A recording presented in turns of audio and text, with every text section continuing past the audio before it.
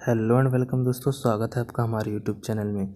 दोस्तों आज की इस वीडियो में हम बात करने वाले हैं बीएस सेकेंड ईयर इंग्लिश के फर्स्ट पेपर के एक इम्पॉर्टेंट क्वेश्चन जो कि है attempt a critical appreciation of the poem the lake of Innisfree composed by W.B. Yeats. यानी कि हम लोग आज द लेक ऑफ इनिस्फ्री के जिसको कंपोज किया W.B. येट्स ने उसके क्रिटिकल एप्रिसिएशन की बात करेंगे। दोस्तों ये क्वेश्चन जो है प्रीवियस ईयर एग्जाम्स में कई बार पूछा जा चुका है और काफ़ी इंपॉर्टेंट क्वेश्चन है। ये क्वेश्चन जो है कई तरीके से पूछा जाता है, जैसे कि discuss Yeats the lake isle of Innisfree या फिर comment on the lake isle of Innisfree as a romantic lyric. तो इस सभी में भी आपको यही सेम आंसर लिखना होगा। तो चलिए इस वीडियो को शुरू करते हैं और देखते हैं कि हम इसका आंसर किस प्रकार से लिखेंगे। तो दोस्तों इसका आंसर लिखने के लिए मैंने इस आंसर को 6 पार्ट में डिवाइड किया है और इसमें हम लोग 6 पार्ट में से एक एक पार्ट का पूरा एक्सप्लेनेशन करते चले आगे बढ़ेंगे। जिसमें से पहला पार्ट होगा इंट्रोडक्शन। इसमें हम पोएम को इंट्रोड्यूस करेंगे और इसका इंट्रोडक्शन लिखेंगे। दूसरा बैकग्राउंड ऑफ द पोएम, यानी कि पोएम के जो है बैकग्राउंड के बारे में बात करेंगे। तीसरा जो होगा डेवलपमेंट ऑफ थॉट, यानी कि इसका इस विचार का डेवलपमेंट किस प्रकार से हुआ। उसके बाद हम लोग चौथे में लिखेंगे इमेजिनरी इन द पोएम, और पाँचवें में अननेचर पोएम, और छठे में हम इसको कंक्लूड कर देंगे, यानी कि इसका कंक्लूजन लिख देंगे। तो चलिए वीडियो शुरू करते हैं और आगे बढ़ते हैं, और जिसमें हम लोग पहले पार्ट इंट्रोडक्शन से शुरू करते हैं और देखते हैं कि इंट्रोडक्शन में हम आखिर में क्या लिखेंगे। तो दोस्तों आ चुके हैं हम इंट्रोडक्शन वाली स्लाइड पे। तो चलिए इंट्रोडक्शन को पढ़ते हैं और समझने की कोशिश करते हैं। तो यहाँ पे दिया हुआ है the lake isle of Innisfree is the one of the first lyric of William Butler Yeats 1865 to 1939, a great modern Irish poet and a playwright. This is a beautiful romantic poem composed in 1819. It was published in the Rose volume of poetry in 1893. The poet is worried with the busy life of the industrialized society of London, so he wants to go lake for perfect peace and happiness. दोस्तों यहाँ introduction में एक छोटा सा introduction poem का दिया गया है, जिसमें कहा गया है कि the lake isle of Innisfree एक पहला जो है गीत था जिसे विलियम बटलर येट्स ने लिखा था। और ये जो विलियम बटलर येट्स जो हैं वो एक बहुत ही महान आधुनिक जो है आयरिश कवि हैं, और इन ये ड्रामा भी लिखते हैं, यानी कि ये एक प्ले राइटर भी हैं। इसके अगली लाइनों में हम देखते हैं कि this is a beautiful romantic poem composed in 1819। यह एक बहुत ही सुंदर कविता है जिसको जो है 1819 में लिखा गया था। It was published in the Rose volume of poetry in 1893, और ये जो है रोज़ वॉल्यूम ऑफ पोएट्री में प्रकाशित की गई थी 1893 में। The poet is worried with the busy life of the industrialised society of London. यहाँ पे अगली लाइन में कहा जा रहा है कि जो पोएट है, जो कवि है, वो बहुत ही वरीड है, यानी कि परेशान है औद्योगिक लाइफ, यानी कि शहरी लाइफ से, जो कि लंदन की शहरी लाइफ है, उससे जो है पोएट जो है काफ़ी परेशान है। सो इसलिए he wants to go lake for perfect peace and happiness. इसलिए वह तालाब के पास जाना चाहता है एक अच्छी शांति के लिए और अपनी अच्छी खुशी के लिए, यानी कि वो एक perfect peace and perfect happiness के लिए पास में कोई एक तालाब है जो पोएट की कल्पना में है, वहाँ पे वह जाना चाहता है और अपनी खुशी को वहाँ पे मनाना चाहता है। तो ये था इंट्रोडक्शन। अब चलिए हम लोग देखते हैं इसके अगले पार्ट को। तो अगले पार्ट में हमारा आ चुका है बैकग्राउंड ऑफ द पोएम, यानी कि इस पोएम का जो बैकग्राउंड है वो क्या है। तो इसको हम पढ़ते हैं और समझते हैं। The poem was composed in 1819 being inspired by a fountain in a chemist shop in fleet street London. His money provided the poet with the material for this beautiful composition. It is a creation of the poet mind. It is imaginary as well as a real. It is probably a re-island near Sligo, which was a location near the birthplace of the poet. The countryside was rich in the beauty of nature.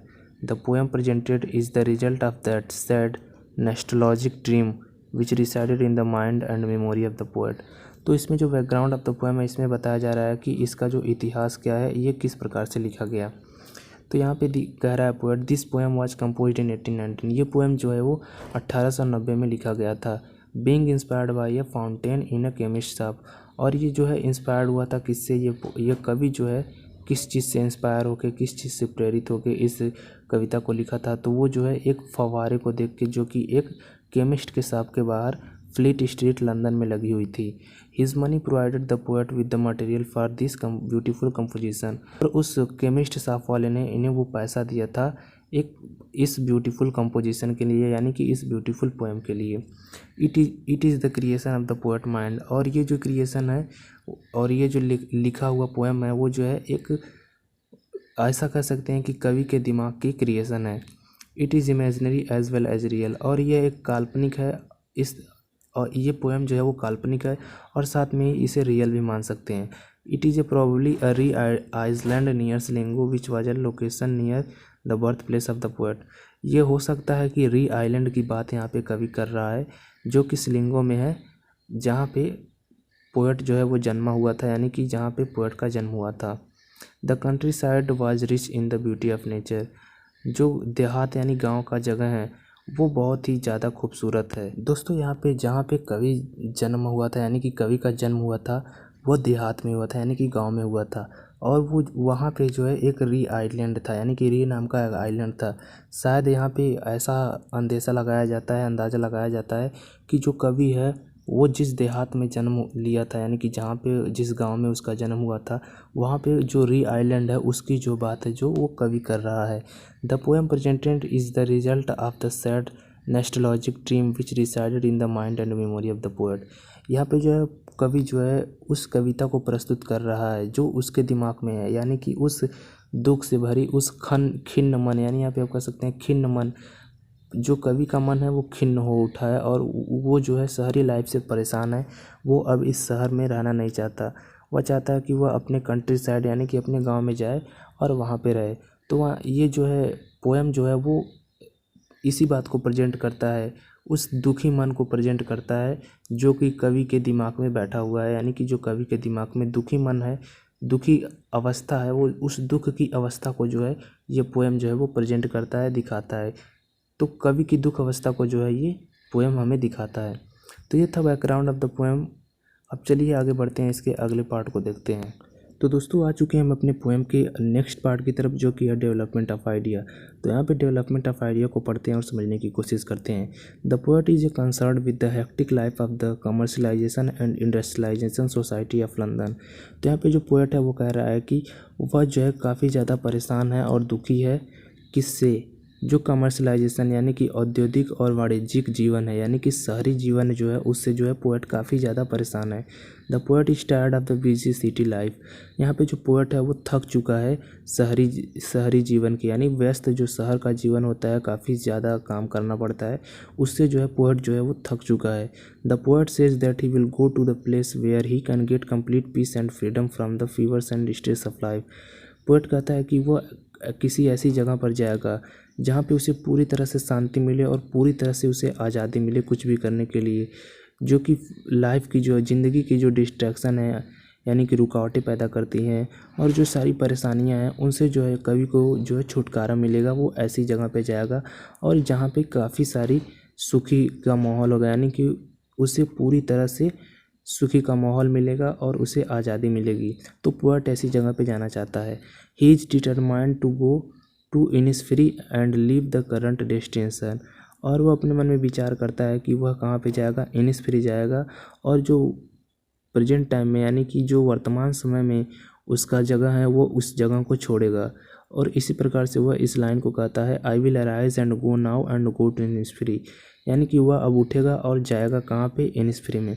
दोस्तों ये जो line मैंने लिखा है इससे जो है question का कुछ वैल्यू बढ़ जाता है और टीचर्स जो होते हैं आपको ज़्यादा नंबर देने के लिए प्रेरित होते हैं। लेकिन अगर आपको पोएम याद नहीं रहता है फिर भी आप इस लाइन को नहीं लिखेंगे फिर भी आपको अच्छे खासे नंबर मिलेंगे। तो आपकी मर्ज़ी के ऊपर है, अगर आप किसी लाइन को कोट करना चाहते हैं आंसर में तो कर सकते हैं, नहीं तो आप नहीं कर सकते हैं। आप चाहें तो केवल डेवलपमेंट आइडिया का इतना पार्ट ही लिख के छोड़ सकते हैं। तो ये था डेवलपमेंट ऑफ आइडिया का इतना पार्ट। अब चलिए बढ़ते हैं इसके सेकंड पार्ट की तरफ, यानी कि अभी डेवलपमेंट ऑफ आइडिया में हमें और कुछ भी लिखना है। तो चलिए देखते हैं इसके आगे हम लोग डेवलपमेंट ऑफ आइडिया में क्या लिखेंगे। तो दोस्तों डेवलपमेंट ऑफ आइडिया के कुछ पार्ट्स को हम लोगों ने देख लिया है। अब आगे चलिए बढ़ते हैं और डेवलपमेंट ऑफ आइडिया में हमें कुछ और भी लिखना है जो कि इस प्रकार से है। The poet tells us about the future plan on island of Innisfree and says that he must run there once he will make a quarter of a room, a kitchen garden and mud and read दोस्तों यहाँ पे जो इन लाइनों में जो है poet कहता है कि उसके पास एक फ्यूचर प्लान है, यानी कि भविष्य का जो है प्लान है, जिसमें वह कि एक आइलैंड पे जाएगा इनिस्फेरी के। और आगे पोएट कहता है कि जब भी वह वहाँ पे जाएगा वह वहाँ पे एक रूम बनाएगा जिसमें कि किचन होगा, गार्डन होगा, और जो कि मड यानी कि मिट्टी से और रीड से यानी कि वहाँ की जो लकड़ियाँ होती है विशेष करके उन लकड़ियों से और मिट्टी से घेर के जो है वो वहाँ पे एक घर बनाएगा जिसमें किचन होगा, गार्डन होगा। He will plant 9 rows of beans there and he will set up a bee hive. और वो आगे बोलता है कि वह वहाँ पे 9 बी रो यानी कि 9 पंक्तियाँ उगाएगा बीन्स की, जिसमें कि सेम उगाएगा, वह सेम की 9 पंक्तियाँ बनाएगा जिसमें कि वह सेम उगाएगा। And there he will set up a bee hive यानी कि वहाँ पे एक मधुमक्खियों का छत्ता भी वह लगाएगा। आगे इसके बोलता है कि there will be complete peace and the bees will buzz from time to time. और पोएट कहता है कि वहाँ पे पूरी तरह से शांति होगी, पूर्ण रूप से शांति होगी, और मधुमक्खियाँ जो है वो समय समय पर भिन भिनाएंगी। इसके आगे कहता है poet, the poet hopes that he will find complete peace from morning till night. Poet जो है वो एक तुलना करता है, आप समझ सकते हैं कि वो जो है एक तरह से अपने आप की होप यानी आशा करता है कि he will find complete peace and morning till night, कि वह जो है वहाँ पे पूरी तरह से जो है शांति पाएगा सुबह से लेकर शाम तक, यानी कि सुबह से लेकर रात तक उसे पूरी तरह से शांति मिलेगी, कोई शोर शराबा शहर के जैसे नहीं मिलेगा। On the isle of Innisfree he would enjoy the song of cricket welcoming the morning arrival. और वहाँ पे जो आइसले ऑफ इनिस्फ्री यानी कि जो टापू है इनिस्फ्री में, वहाँ पे पोएट जो है वो इंजॉय करेगा क्रिकेट के सॉन्ग को, यानी कि क्रिकेट एक प्रकार के कीट होते हैं, कीड़े होते हैं जो कि आवाज़ करते हैं। तो वो कह रहा है पोएट कि वहाँ पे जो है पोएट क्रिकेट के सॉन्ग्स को यानी कि गानों को जो है इंजॉय करेगा और उनको सुबह में वेलकम करेगा यानी कि उनका स्वागत करेगा।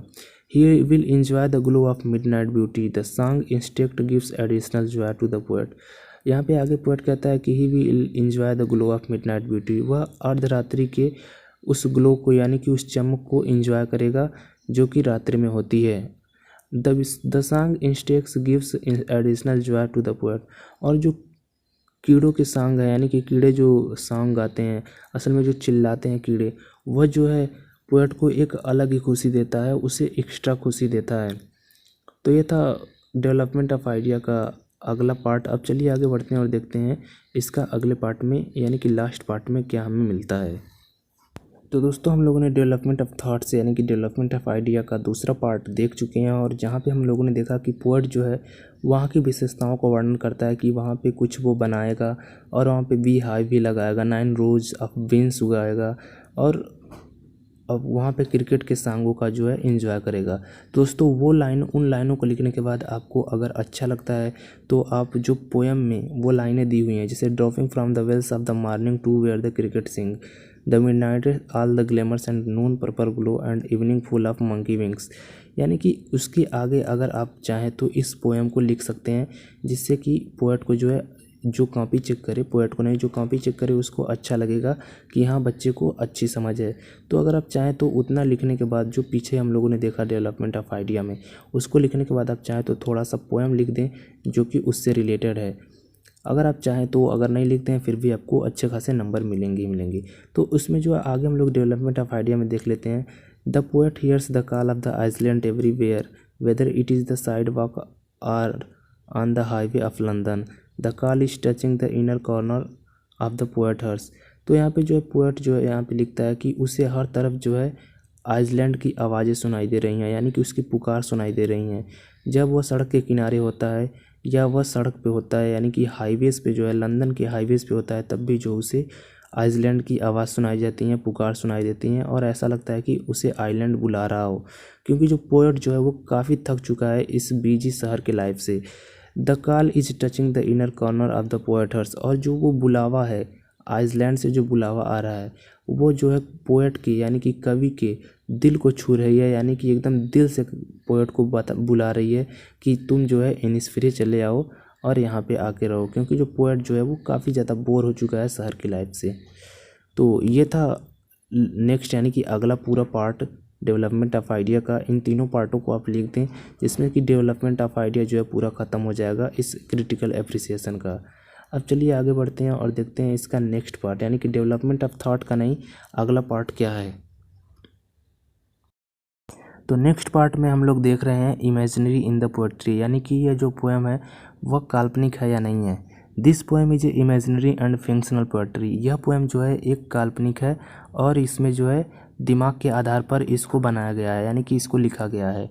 It revolves around the fictional island of Innisfree. यह जो है एक काल्पनिक आइसलैंड के इर्द गिर्द घूमता हुआ कविता है, यानी कि इसमें जो है एक काल्पनिक आइसलैंड की ज़्यादातर बातें की गई है, जो कि जो है the lake isle of Innisfree, यानी कि the lake island of Innisfree. This में भी certainly of the poet mind. यह जो हो सकता है कवि का सोच हो सकता है, यानी कि पोएट की सोच हो सकती है, एक काल्पनिक सोच हो सकती है जिसमें कि जो है इस आइसलैंड की बात की गई है। लेकिन इसके आगे हम लोग देखते हैं some critics point out that the location near the Sligo in this poem by its is presented as an Innisfree. यहाँ पे जो है कुछ क्रिटिक्स यानी कि कुछ आलोचक का मानना है कि यह जो है आइसले ऑफ इनिस्फ्री जो प्लेस है, वह जो प्लेस है वो एक स्लिंगो के पास में एक जगह है जिसकी बात जो है W.B. येट्स कर रहे हैं और उसको जो है यहाँ पे इनिस्फ्री नाम से इन्होंने प्रेजेंट किया है। तो इमेजिनरी इन द पोएट्री यानी कि इमेजिनरी इन द पोएम, यानी कि ये पोएम जो है पूरी तरह से काल्पनिक माना गया है। लेकिन कुछ पोएट जो हैं वो कहते हैं कि स्लिंगो के पास एक री नामक का स्थान है जिसका जो है पोएट ने यानी कि W.B. येट्स ने इनिस्फ्री नाम देकर पोएम को लिखा है। लेकिन यहाँ पे पोएम को पढ़ के लगता है कि ये जो है एक काल्पनिक कविता है। तो ये था इमेजिनरी इन द पोएट्री का पार्ट। अब चलिए देखते हैं अगला पार्ट। तो आ चुके हैं हम लोग अगले पार्ट की तरफ, जो कि है अ नेचर पोएम, यानी कि ये पोएम जो है वह एक प्राकृतिक पोएम है कि नहीं पोएम है। दिस पोएम इस्टेब्लिश यीस्ट as a great nature poet, यानी कि इस पोएम ने जो है यीट को एक बहुत ही अच्छे प्राकृतिक कवि के रूप में उभारा है। The poem presented a beautiful panorama of nature, यानी कि जो ये पोएम है यानी कि जो ये कविता है वह एक बहुत ही अच्छा प्रस्तुत करता है प्रकृति को, यानी कि प्रकृति को जो है ये बहुत अच्छी तरह से प्रस्तुत करता है। The poet desire to live in the hut in the lap of nature reflect his love for nature in every aspect of life aspect of nature. यहाँ पे जो है जो कवि का डिज़ायर यानी कि कवि की जो सोच है, कवि की जो उम्मीदें हैं कि वह जाएगा और रहेगा किस में, हट में, यानी कि एक झोपड़ी में रहने के लिए। वो शहर की लाइफ जहाँ पे चमकते धमकते लोग रहते हैं, यानी कि चमकती धमकती लाइटें होती हैं, उन सब को छोड़ के जो है वो चाहता है कि वह एक झोपड़ी में रहे और वह प्रकृति के गोद में रहे। तो इस प्रकार की जो बातें हैं वो ऐसा प्रस्तुत करती हैं जैसे कि पोएट जो है वो बहुत ही प्रकृति से प्रेम करता है, ना कि शहरी लाइफ से। Poetry is a full of beautiful description, और ये जो पोएट्री है वो बहुत ही सुंदर सुंदर शब्दों से भरी हुई है। यानी कि इसमें जो है नेचर ऑफ पोएम, यानी कि यह जो पोएम है वो एक नेचर का यानी कि प्राकृतिक के आधारित पोएम है। और इसमें जो पोएट है वो बहुत ज़्यादा प्रकृतिक प्रेमी है और प्रकृति के वस्तुओं से उससे बहुत ज़्यादा प्रेम है, इसलिए वो शहर को छोड़कर प्रकृति के प्रेम में जाना चाहता है गाँव में। तो यहाँ पे जो है फिर से हम लोग पोएम की एक लाइन पढ़ते हैं, for peace comes dropping slow selling from the veils of the morning. यानी कि इस लाइन को अगर आप लिखना चाहते हैं तो लिख सकते हैं, क्योंकि ये लाइन जो है इस टॉपिक से रिलेटेड है। तो अगर आप इसे लिखना चाहें तो लिख सकते हैं, वरना आपका जो है काम उस टॉपिक से ही केवल चल जाएगा। लेकिन इसको लिखने से आपका इम्पैक्ट जो है बढ़ जाएगा एग्जामिनर के पास, और वो जो है आपको ज़्यादा नंबर देने की कोशिश करेगा। तो ये था पार्ट। अब इसके आगे हम लोग देखते हैं अगला पार्ट कौन सा है। तो दोस्तों आ चुके हैं हम नेक्स्ट पार्ट यानी कि लास्ट पार्ट की तरफ, जो कि है कंक्लूजन हमारा इस पोएम को लेके। अब तक तो हम लोगों ने समझ लिया कि ये पोएम किस प्रकार से लिखा गया, क्यों लिखा गया, किसने लिखा, काल्पनिक है या फिर काल्पनिक नहीं है। लेकिन इन सब बातों को लेकर जो अंतिम में निर्णय निकलता है उसे कंक्लूजन कहते हैं, और उस कंक्लूजन को हम लोग देखने वाले हैं। तो यहाँ पर दिया हुआ है, in this way the poem present the call of the life of the rural side. There are 3 verses that create the soothing effect of lukewarm water. The poet has used alliteration in his line with the melodious sound of the passage. The poem is full of symbols. यानी कि यहाँ पे जो conclusion में कहा जा रहा है कि यह जो कविता है वह नेचर को प्रेजेंट करती है, यानी कि प्रकृति को बताती है, जो कि रूरल साइड यानी कि गांव के तरफ जो होते हैं, पिछड़े इलाकों की तरफ, जहाँ पे जो है नेचर को हम लोग अच्छी तरीके से महसूस कर सकते हैं, जो कि शहर में ऐसा नहीं है। शहर में हमें अच्छे तरह के पेड़ पौधे, नदियाँ, तालाब नहीं मिलेंगे।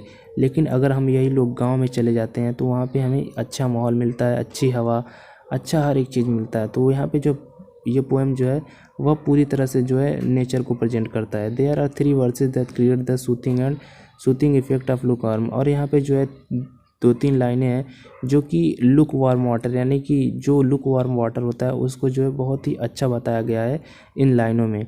The poet has use alliteration in his line with the melodious sound of the passage. और यहाँ पे जो वो पोएट जो है उन्होंने जो है एलिग्रेशन का यूज किया है, यानी कि बहुत ही अच्छे अलंकार का जो है हर एक लाइन में यूज किया है, जिससे कि जो है ये कविता जो है काफ़ी अच्छी हो गई है। The poem is full of symbols, यानी कि जो है पोएम पूरी तरह से चिन्हों से भरा हुआ है और इसमें जो है बहुत अच्छी अच्छी बातें लिखी हुई हैं। तो कंक्लूजन में हम लोगों ने देख लिया कि यह पोएम जो है वो पूरी तरह से जो है प्रकृति के प्रेमी की तरह आधारित है, यानी कि जो भी प्रकृति से प्रेम करता है उस तरीके से इसमें जो है सारी बातें लिखी गई हैं। यानी कि कवि को जो है प्रकृति से प्रेम है और वह इसीलिए शहर की बिजी लाइफ को छोड़कर प्रकृति के प्रेम के लिए वह गांव के लाइफ में जाना चाहता है। तो ये था पूरा critical expression of the lake isle Innisfree by W.B. Yeats का आंसर। उम्मीद करते हैं आपको ये समझ में आ गया होगा, और अच्छी तरह से समझ में भी नहीं आया फिर भी आप इस आंसर को याद करके जा सकते हैं और एग्ज़ाम में अपने अच्छे नंबर ला सकते हैं। तो मिलते हैं आपसे नेक्स्ट वीडियो में, तब तक के लिए आपका वीडियो देखने के लिए धन्यवाद।